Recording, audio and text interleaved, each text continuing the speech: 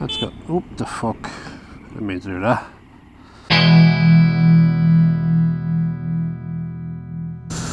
Oh, good morning, good afternoon, good evening. And I'm not going to be coy and kind of hint at the title of the video because you've already read it. And so, I'm going to head out to the place with the things and have a go of the 2021 1290 Super Avenger. But why, you might ask, didn't you just get this bike? It seems like only yesterday I was doing my being nice to BMW in case I ever come back video. It does seem like only yesterday, but it was actually 2.5 years ago I got this bike, and it has stood me well, and also crucially it's been sitting in a fucking garage for most of the last year, and so the mileage is super low, and the potential trade-ins that I get for are super high. And so if you have a vehicle that hasn't been doing a ton of miles for the last year, it's actually not a bad time to sell it, because even though nobody is putting miles on vehicles, it still counts. You know, I've got what, 13,600 kilometers on this bike, and like 3,500 of that was the tour that we were on fucking the year before last, in 2020. No, in 2019. Fucking hell. That seems like a long time ago, and it is. And so all that being said, I'm also going to spare you the usual will I, won't I fucking speculation, where invariably for anyone who's watched the channel for longer than 5 minutes, you know, if I do a test ride of a bike and say, oh, maybe I'll buy it and maybe I won't, generally I fucking do. I don't do test rides for no reason. It's likely that if the price is right and things are looking good, that it might be new bike time.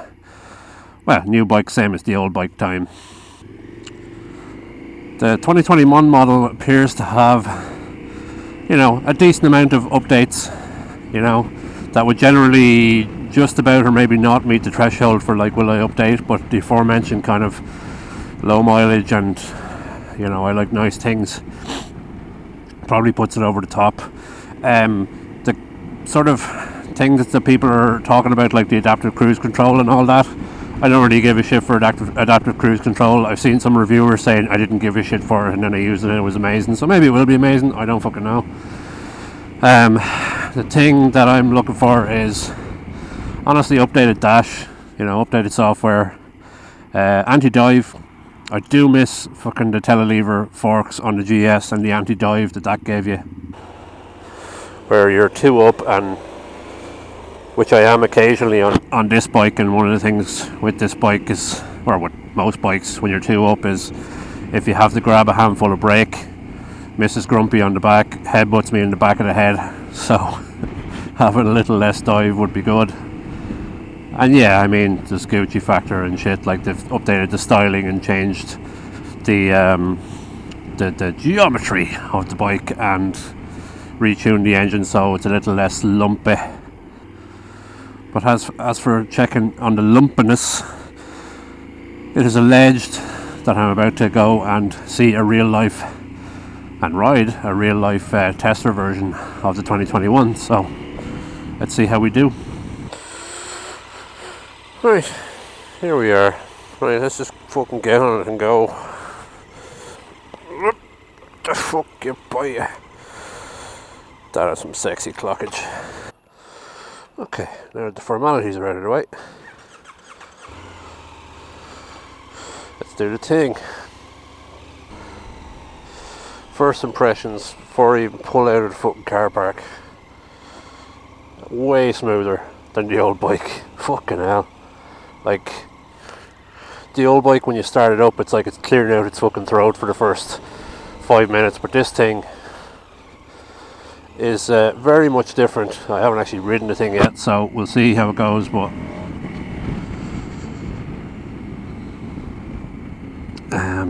yeah.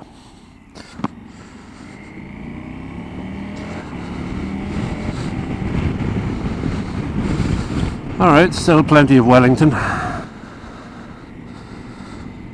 Okay, that's point one against.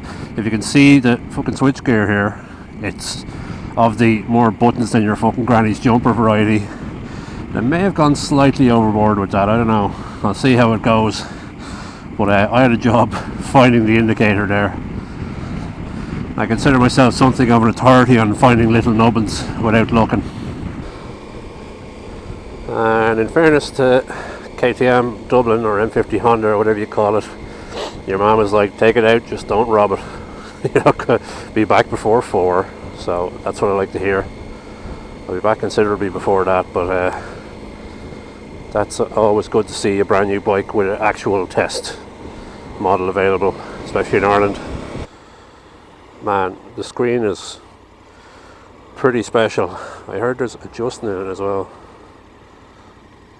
Okay, I'm not going to fucking hang out of it, but I heard that you can adjust it.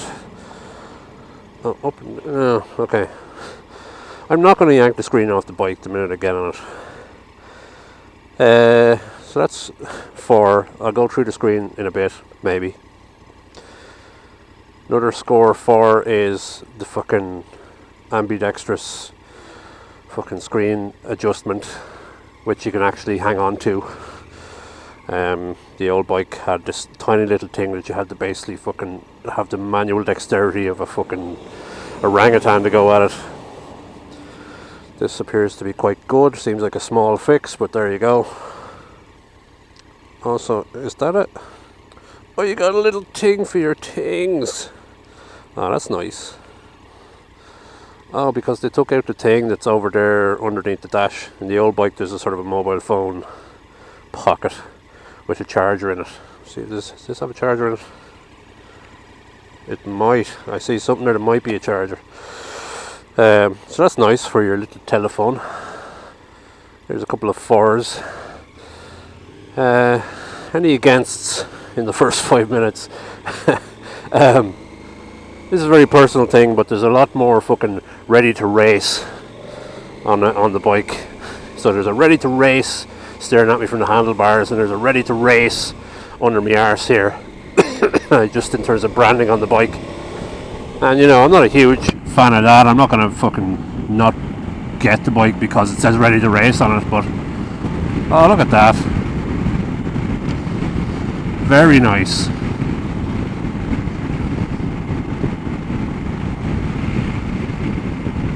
I think it's lovely and smooth of a pickup and a takeoff, and honestly it's the beatings of the old bike or the existing bike in terms of how smooth it is. And I have I've high threshold or low threshold, I guess, when it comes to smoothness. Like I used to ride a boxer engine, which is basically the smoothness equivalent of like you're sitting on a fucking box and there's 2 skeletons fist fighting over who gets to punch you in the bollocks next. You know, it's a fucking it's a lumpy engine, but this thing is lovely.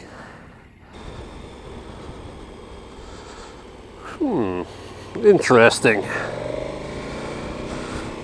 You'll see it when you walk around the bike, but it looks like it has a much lower center of gravity.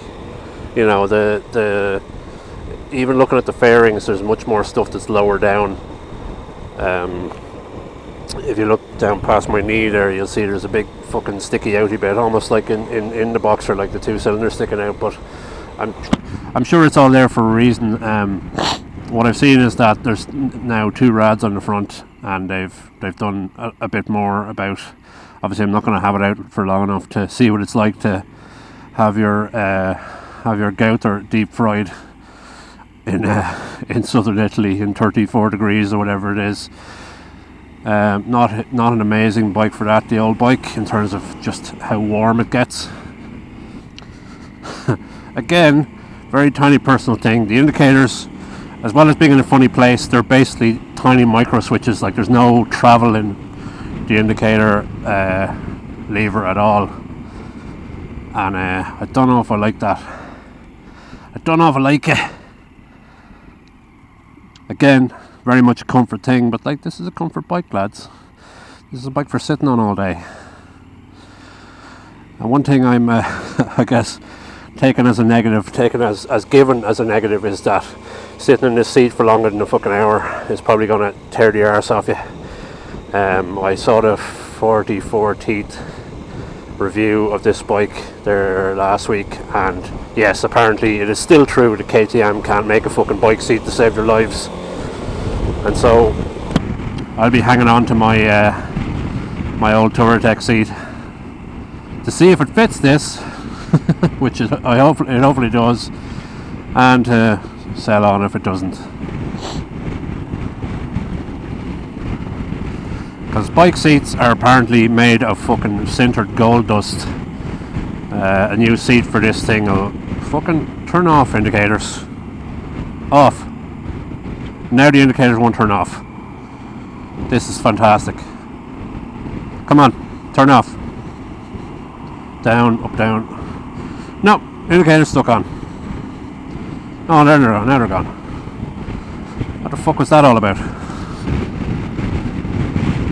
That was your concession to being out on a big road. My options for pissing up and down a motorway are limited, given that I can only stay in Dublin at the moment. So that's your lot. Yeah, do you know what? A lot easier to fucking lean over and turn this bike like fucking a very much lower centre of gravity on the bike, and much more able to sort of reminds me of the GS, just in terms of the I don't have to call it geometry. The geometry reminds me of the GS, where you could just sort of stick your arse and legs out to one side and the bike would lean over and you do a big lazy fucking turn. And I'm a fan of that arrangement. Fucking turn off, you cunts. Yeah. I don't know whether it's just this bike. Bad sign even if it's a demo, but like the are you supposed to hold it down for a second to cancel them? Let's give it another go. Hold it down for a second. No. It just doesn't fucking work. Indicator's stuck on. Now. I just fucking mauled it frantically and it turned off again. Okay, not a good sign. Gonna take that as say it to the fella and see if it's something stupid I'm doing. Although I'm pretty sure I'm using the indicators right.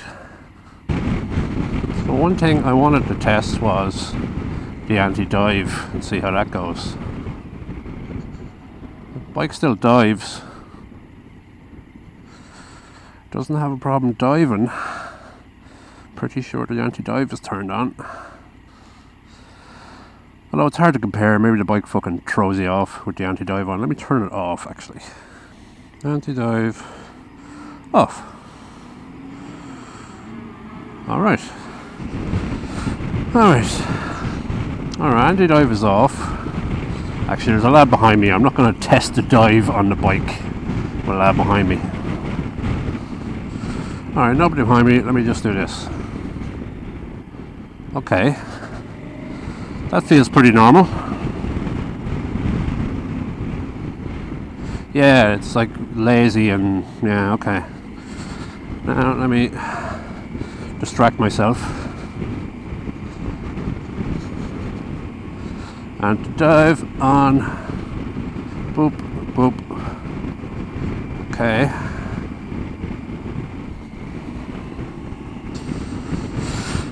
Alright, nobody behind me. Let's do some diving.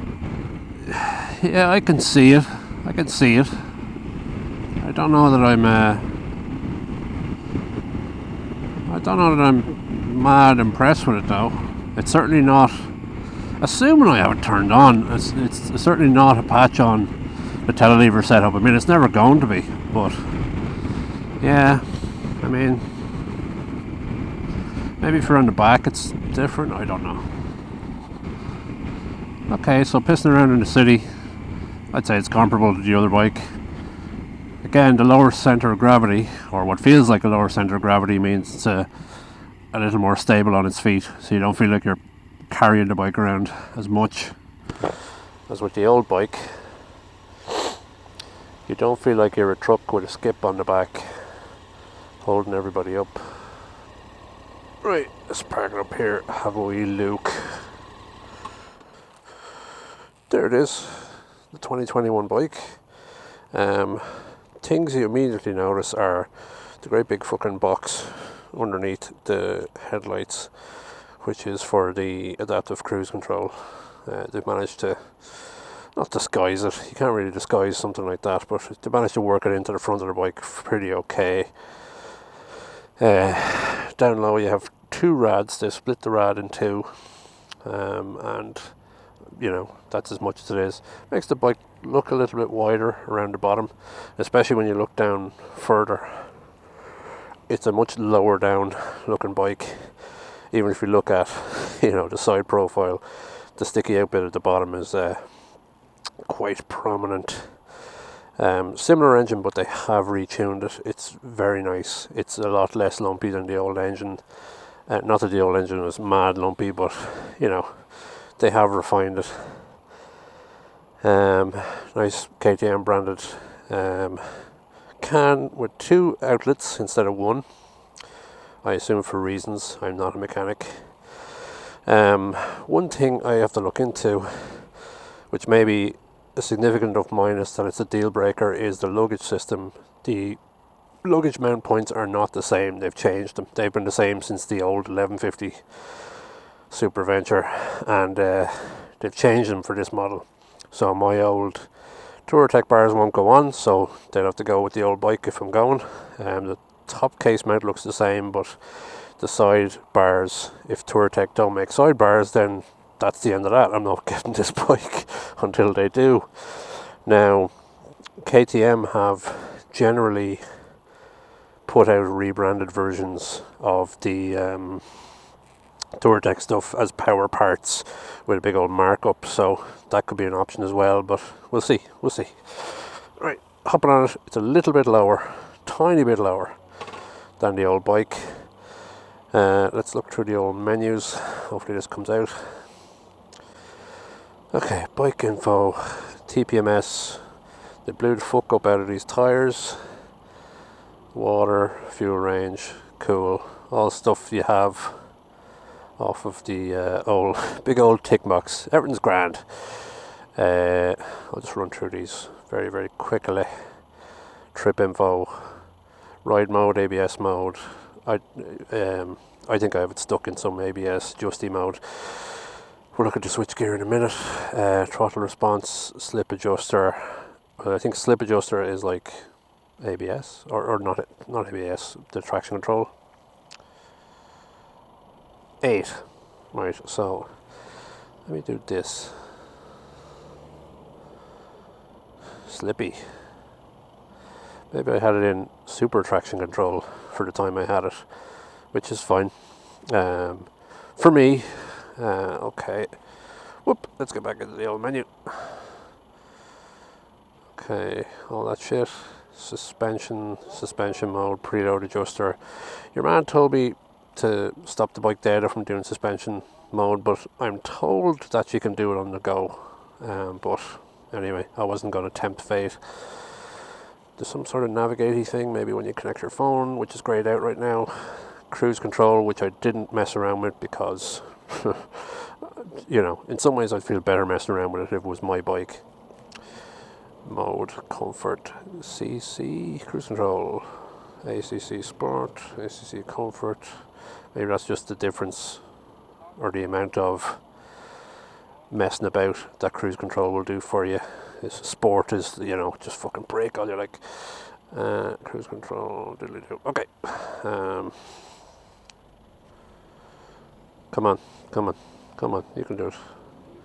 Right, get out of that. And then that's basically it for the things. Other stuff, yeah, little pocket here. Let me see if that's a...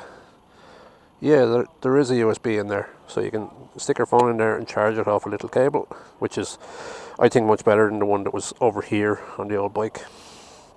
The 12 volt is quite good. It's stuck away under the screen, which does adjust. I'm not going to adjust that. You can adjust, yeah, the screen is much handier to adjust, and you can do it with either hand, which is great, because previously it was a little knob over there, which was not amazing. All in all, this seems to be a vast improvement on the old bike. The only deal breaker would be the luggage, maybe, but or the Touratech rack, but that's all fixable with sufficient waiting until Touratech do a rack for it, or seeing it's a third party one, or a bit of research. We'll see. All in all, I'm very impressed with this bike. This is definitely an upgrade. Definitely nice if you can get the price right with a low mileage trade, as I'm trying to do. And yeah, also I'm back. How's it going? Alright, cheers. Great to be back. How's it going? Lovely day. And I'll now leave you there to wait for the inevitable new bike reveal video. Or will I?